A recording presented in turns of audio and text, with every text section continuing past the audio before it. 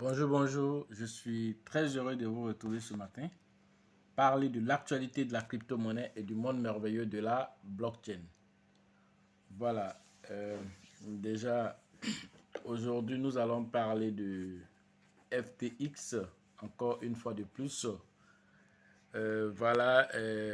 CZ de Binance brise le silence en nous expliquant un peu tout ce qui s'est passé depuis le début jusqu'à maintenant. En tout cas, quelle a été l'implication de Binance dans cette histoire. Alors, il brise le silence sur tous les détails. Donc, c'est une vidéo assez intéressante. Après, nous allons faire notre commentaire. Donc, pour ceux qui viennent de nous prendre en marche, alors activez les cloches de notification, abonnez-vous pour ne rien rater des prochaines vidéos. Ok, nous sommes ici dans le marché. Le marché est en train de prendre des couleurs. Vous voyez ici même FTX qui a pris plus de 35%. Voilà. Et donc, le marché est en train de prendre des couleurs actuellement. Voilà. Un FTX qui a plus de 35% d'évolution. STX qui est à 4,2%. Alors, on a OBK qui est à 3,3%. On a Celo qui est à 5,7%. Voilà, on a un marché qui est en train de reprendre des couleurs. Voilà. Et donc, quand on regarde le Bitcoin lui-même, il est aux alentours des 17 000 $ actuellement. Voilà, 17 161 $. Voilà le prix actuel du Bitcoin. Alors, le BNB, lui, se retrouve à 287 $ actuellement. Et donc, le marché, voilà, petit à petit, est en train de prendre de couleurs. Alors, on voit le Shiba, lui, est toujours à 5,0 après la virgule, 5,09 exactement. Alors, il est 14e, voilà, du marché actuellement, voilà, concernant le Shiba. Voilà, ici. Alors, donc, ici, ce matin, nous parlerons de FTX. Alors, nous partons sur, voilà, le Twitter officiel, voilà, de CZ. Voilà, et donc, nous allons vous expliquer tout ce qui se passe actuellement, en tout cas, tout ce qu'il a dit. Voilà, nous allons vous traduire et vous expliquer au fur et à mesure, voilà, le silence qui a été brisé. Voilà, alors, tout ça a débuté avec l'apparition télé de, voilà, Kevin O'Leary, voilà, qui défendait un tant soit peu, voilà, Sam Bankman-Fried. Donc, du coup, voilà, donc est-ce de façon fortuite qu'il défendait. Alors CZ nous explique ici qu'il semble que 15 millions de dollars ait non seulement changé la vie de Kevin O'Leary, mais sur la crypto-monnaie, mais aussi également amené à s'aligner sur un fraudeur. Donc voilà ce qu'il dit. Voilà, prend-il sérieusement la défense de SB, voilà, F. Donc, est-ce qu'il prend la défense de Sam? Alors, il nous explique un peu l'historique, en tout cas, de Binance, comment Binance, en tout cas, est rentré dans cette affaire et comment, voilà, les choses ont progressé jusqu'à aujourd'hui. Parce que, en vérité, sur cette intervention de Kevin, alors, un temps soit peu, c'est Binance qui est décliné ici comme étant le méchant de l'affaire. Alors, Binance aussi essaie de se défendre, voilà, en donnant toutes les informations que, voilà, depuis le début jusqu'à aujourd'hui, qu'est-ce qui s'est passé? Alors, quelle a été l'implication de Binance? Alors, CZ explique, il brise le silence sur des détails même que vous allez entendre tout à l'heure. Ok, donc voilà, la suite, il explique ici, voilà, CZ explique ici que voilà, nous avons quitté FTX, voilà, il y a 1,5 ans, voilà, en juillet 2021. Depuis lors, FTX a investi dans une myriade d'entreprises totalisant plus de 5,5 milliards de dollars, y compris, voilà, voilà, limité. Voilà la source ici. Alors, il met en lumière ici, voilà, les entreprises qui ont été, voilà, ici, voilà, cooptées par, voilà, par Sam Bankman-Fried.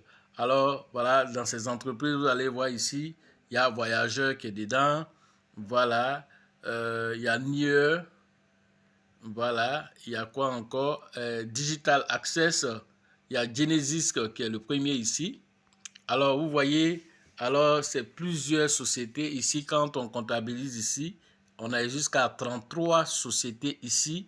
Voilà, ici, jusqu'à 33 sociétés que FTX a payé, c'est-à-dire soit à payer ou soit à investir là-dedans. Alors, Binance met cette liste de toutes ces sociétés qui ont été impactées par FTX. OK? Et il continue d'expliquer maintenant tout ce qui se passe dans l'écosystème de FTX et quelle a été l'implication de Binance, voilà, dans toute cette affaire. Voilà. Alors, il faut comprendre une chose, c'est que FTX, voilà, c'est une situation assez conflictuelle entre Binance et comment on appelle, le CZ de FTX. Alors, comment ça a débuté? C'est ce qu'il nous explique ici. Alors, dans la partie 3 ici, il dit en plus de cela, FTX a dépensé de l'argent pour le stade de Miami. Comment on appelle, pour le stade de Miami, de multiples publicités pour le Super Bowl, des arbitres de baseball, de Formule 1, sans parler des dons politiques massifs et de l'immobilier de luxe, voilà, au détournement répréhensible des fonds des clients. Sans oublier aussi que, voilà, vous savez que FTX, voilà, a créé lui-même dans sa plateforme des accès dérobés pour pouvoir récupérer les 10 milliards des investisseurs, alors pour aller dans sa structure de trading de haut niveau à Alameda, alors pour aller trader là-bas, et ils ont perdu cet argent des investisseurs. Alors il explique tout ça ici. Alors, pire que de perdre 15 millions de dollars, on pourrait penser qu'être utilisé comme l'argent de l'affiche de l'enfant de l'affiche pour l'un des plus grands crimes financiers de l'histoire serait, voilà, Kevin, voilà, réfléchit à 2 fois avant de prendre à nouveau, voilà, Sam Omo. Voilà, mais clairement, d'après l'apparition télé de, voilà, de Kevin ici, alors il explique que, bon, c'est pas parce que peut-être tu as reçu 15 millions de dollars alors que tu vas venir prendre la défense d'un criminel qui a fait perdre de l'argent non seulement à beaucoup d'investisseurs, mais aussi à plonger aussi dans les abîmes. Voilà, le monde de la crypto-monnaie, aujourd'hui, ça donne la possibilité aux régulateurs d'agir, voilà, durement même dans le monde de la crypto-monnaie. Ok, il explique encore, contrairement, nous avons continué à faire preuve de diligence raisonnable, même après avoir réalisé un investissement. En tant que premier investisseur dans FTX, nous sommes devenus de plus en plus mal à l'aise avec Alameda et SBF. Nous avons lancé le processus de sortie il y a 1 an et demi. Voilà ce qu'il explique. Ensuite, il continue.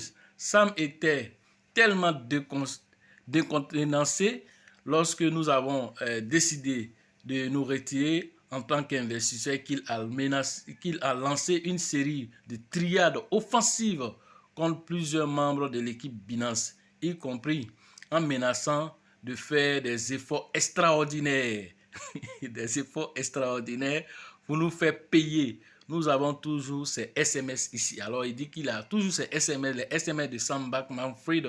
Comment Sam Bankman-Fried a dit que, bon, voilà, il allait faire tout pour vraiment faire tomber Binance et toute son équipe parce qu'ils ont décidé de se retirer de FTX. Voilà, parce qu'il avait vraiment aussi beaucoup aussi de soutien, même dans le gouvernement, le haut niveau, au niveau des États-Unis. Voilà. Donc, peu de temps après, Sam a commencé à investir dans les amis haut placés des médias aux décideurs politiques en passant par les célébrités comme Kevin O'Leary. Voilà, celui qui est en train de le défendre à la télé là, actuellement. Voilà, ce dernier-là aussi, voilà, selon ses aides, voilà, tout cela fait partie des célébrités qui ont reçu quelque chose pour pouvoir propulser, voilà, cette plateforme au niveau où il était. Voilà, et à utiliser ce réseau pour manipuler l'opinion publique, notamment en m'attaquant, ainsi que d'autres acteurs de l'industrie. Voilà. Ensuite, mon appartenance ethnique mon appartenance ethnique était au centre de ces attaques et Kevin a signalé son intention de poursuivre ces attaques dans les médias et les répétera probablement lors de l'audience du Sénat la semaine prochaine. Alors Binance dit ici, je suis canadien et Binance n'est pas une entreprise chinoise. Alors voilà ce que CZ dit ici. Il dit que tellement les gens l'ont attaqué, alors ils ont même continué de l'attaquer, même au niveau ethnique, au point de dire que voilà, Binance, c'est une entreprise chinoise. Alors il répète ici pour dire Binance n'est pas une entreprise chinoise. Alors CZ lui-même d'abord, il est canadien. Voilà, si beaucoup l'ignoraient parce qu'avec son visage de chinois, alors beaucoup pensent qu'il est comment on appelle, chinois, voilà, du côté, voilà, de la nationalité. Alors il explique ici qu'il est canadien. Voilà, pourquoi il est canadien, c'est lui seul qui le sait. Alors certainement qu'il a dû changer de nationalité. Pourquoi? Parce que vous savez que les autorités chinoises au niveau des crypto-monnaies ne sont pas totalement favorables. Alors du coup, si tu es une entreprise chinoise, que tu es dans le domaine de la crypto-monnaie, alors ils ont autorité aussi de réagir aussi conformément aux lois chinoises. Alors pour éviter ceci, alors Binance même a quitté la Chine en son temps pour venir, voilà, en Europe, pour venir faire son siège là-bas en Europe. Pourquoi? Parce qu'il savait que tout allait se durcir avec le temps. Alors ça, ce n'est pas une information on va dire, qui est inédite. Ça, on le sait depuis des années. On continue. Allez, pas besoin d'être un génie pour savoir que quelque chose ne sent pas bon chez FTX.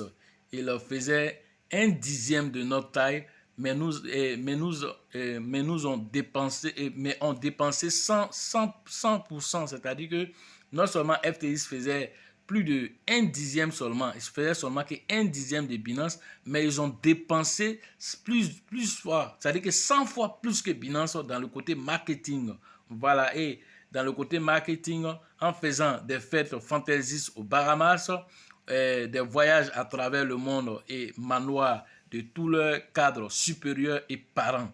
Alors, il explique ici que FTX, qui était en termes de taille par rapport à Binance, c'était un dixième de Binance. Alors, mais malgré ça, ce que Binance même ne faisait pas, c'est ce qu'eux faisaient en créant beaucoup de choses assez extraordinaires aux Bahamas, dans les jeux, dans les voyages et tout ça. Alors, c'est ce qu'il explique ici, qu'ils ont dépensé beaucoup dans le marketing par rapport aux choses qu'eux-mêmes n'avaient pas.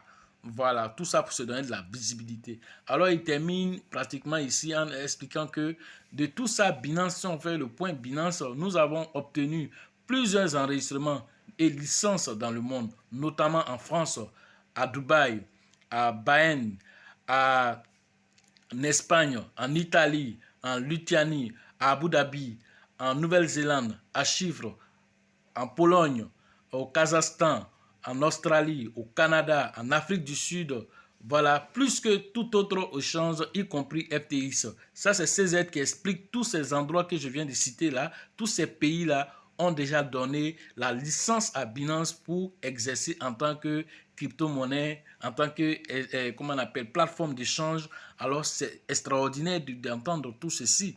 Alors, si vous pensez que Binance, c'est une petite entreprise, alors avec tout ce qu'on en vient de citer là, vous avez vu que Binance même a fait un tour ici en Côte d'Ivoire. Il est allé au Sénégal. Alors, il explique que moi, je ne savais même pas qu'il était allé en Afrique du Sud. Voilà, donc plein de pays que je n'ignorais, même Binance a fait, voilà, le tour de tous ces pays-là pour avoir leur agrément, pour pouvoir instaurer la crypto-monnaie. Et tout ça, c'est bon pour, c'est pas pour Binance seulement, c'est pour en même temps l'écosystème des crypto-monnaies. Alors, quand nous échangeons et que nous voyons les dernières informations qu'il explique, il dit si Kevin cherche quelqu'un à blâmer pour l'implosion, voilà, de FTX, il devrait commencer par montrer du doigt son partenaire d'investissement Sam. Voilà, puis peut-être l'homme l'homme dans le miroir. Voilà. Alors, il explique ici dernièrement, en fait, pour la dernière phase, que bon, voilà, si tu veux blâmer quelqu'un, Kevin, alors il faut blâmer ton ami, voilà, qui est ton reflet du miroir, voilà, qui est, voilà, Sam. Alors, parce que, voilà, il est le plus grand fraudeur de tous les temps qui a réussi à se hisser jusqu'au plus haut niveau voilà, de l'État américain en soutenant certains candidats aux élections et tout ça. Alors donc vous devez comprendre là que FTX n'est pas, comment on appelle, voilà, et FTX a fait tout ce que voilà, il pouvait pour pouvoir discréditer Binance, pour montrer que Binance était le méchant dans l'affaire, alors que dès lors, quand ça commençait à brûler, il a été le premier à appeler Binance pour dire, ah, viens à notre rescousse.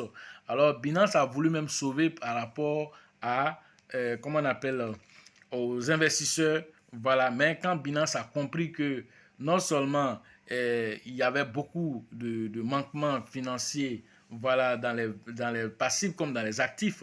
Alors Binance a dit, bon, vraiment, on voulait vous aider, mais on ne peut plus parce que en plus de ça, la SEC a mis son nez dedans. Voilà, le gendarme américain, voilà, de l'immobilier, alors a voulu aussi vérifier certaines choses. Alors avec toutes ces enquêtes-là, Binance a dû lâcher l'affaire. Alors quand on remarque aujourd'hui, avec au fur et à mesure que nous partons, alors tout est en train de sortir des placards pour expliquer, et chaque cas alors est toujours plus désastreux que le précédent.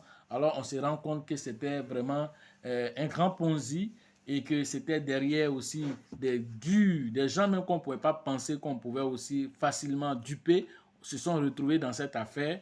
Alors faites attention dans vos investissements.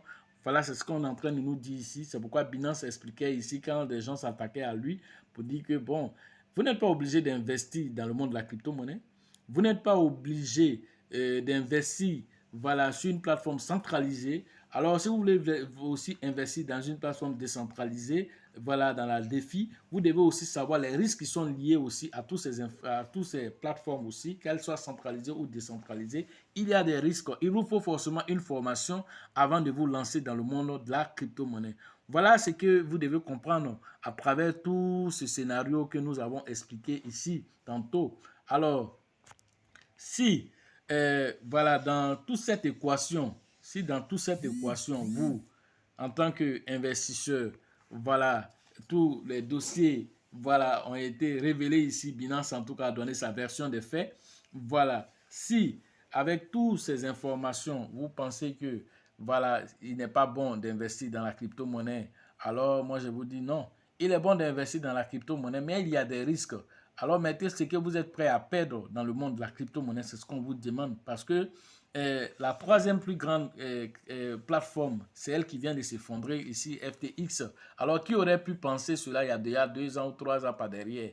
Alors vos investissements que vous faites aujourd'hui, sachez où vous mettez votre argent. Est-ce dans une plateforme centralisée? Est-ce dans une plateforme décentralisée? C'est à combien de pourcents quand vous investissez? Alors qu'est-ce que vous êtes prêt à perdre en mettant de l'argent ici dans la crypto-monnaie? Et c'est sur quelle monnaie aussi vous investissez. Vous voyez ici cette panoplie de monnaies. Vous voyez, voilà ces bulles-là, toutes ces bulles que vous voyez ici, tout ça, ça représente voilà, des crypto-monnaies en un point fini. Alors, ces crypto-monnaies en un point fini, vous en avez de tout genre. Il y a du Shiba, il y a de l'Atom, il y a Axie Infinity, il y a comment on appelle, ATP, il y en a plusieurs, vous voyez. Alors, nous avons une myriade de crypto-monnaies, plus de 21 000 crypto-monnaies qui existent. Alors, tout ne peut pas être bon. Alors, si tout ne peut pas être bon, vous investissez où exactement? C'est là que la question est posée.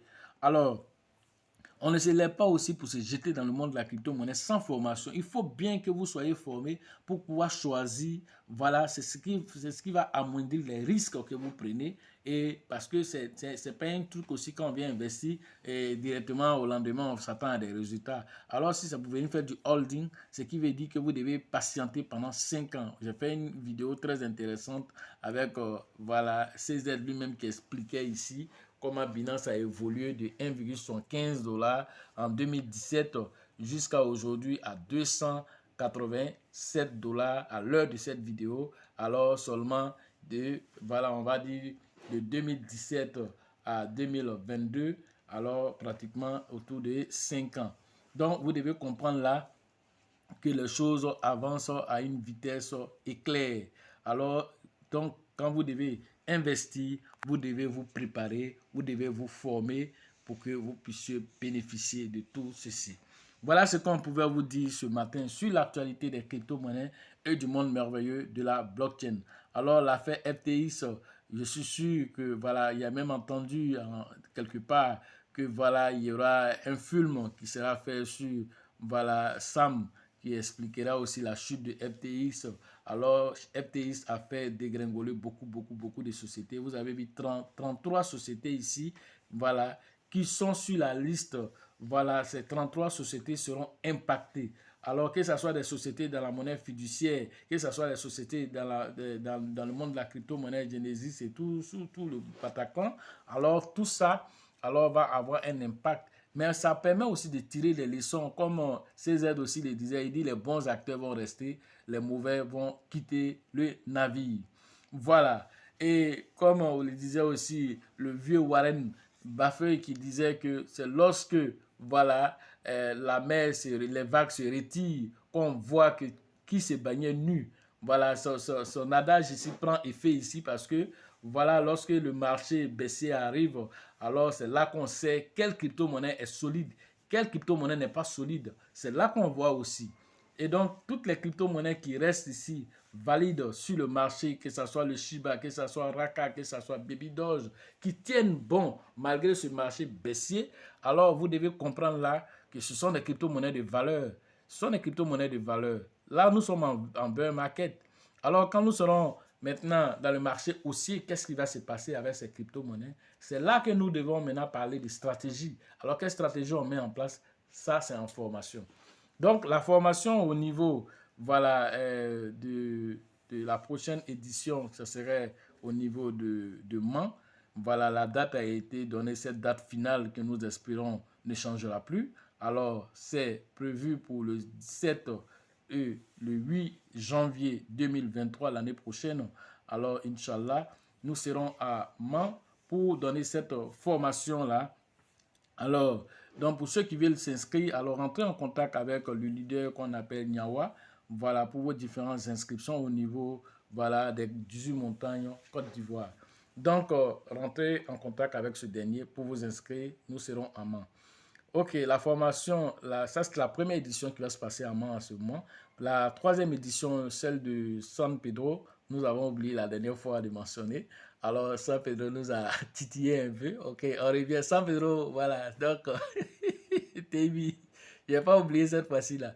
Donc, voilà, rentrez en contact avec le leader TV Joseph du côté de San Pedro pour la troisième édition.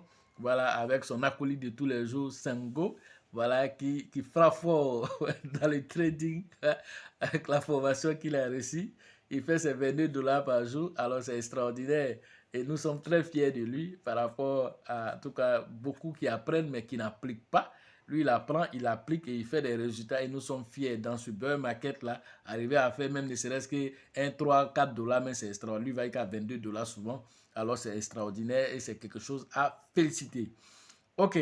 Donc, la formation au niveau voilà, d'Abidjan, la 5e édition, rentrez en contact avec le leader Bill, le leader Georgette et le leader Elisabeth pour vos différentes inscriptions au niveau d'Abidjan.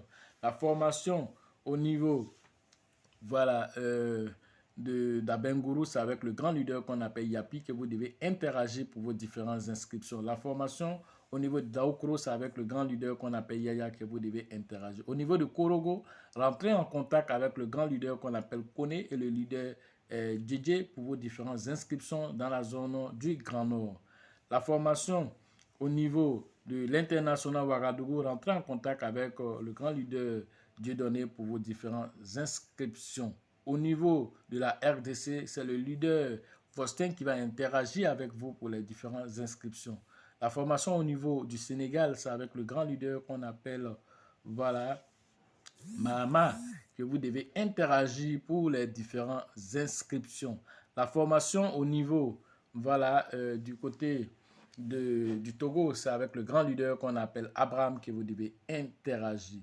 Nous avons cité tous les représentants, ceux qui n'ont pas entendu le nom.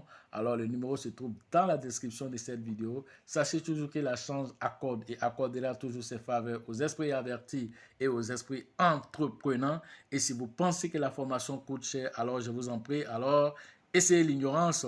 À la prochaine.